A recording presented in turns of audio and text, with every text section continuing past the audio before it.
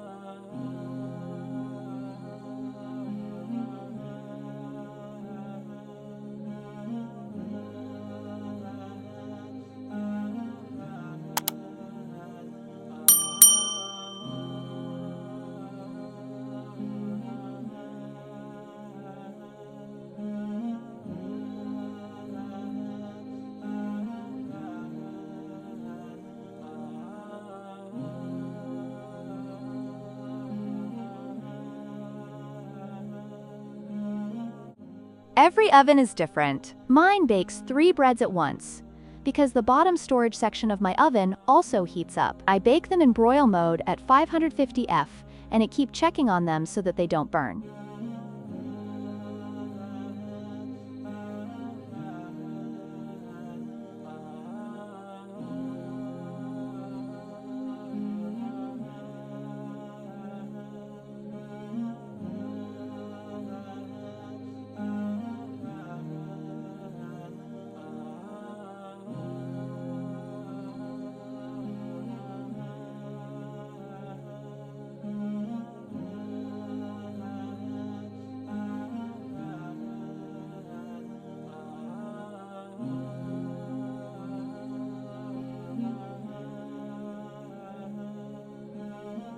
After all bread is baked, I store them in 2-gallon Ziploc bags and freeze them right away to stay fresh.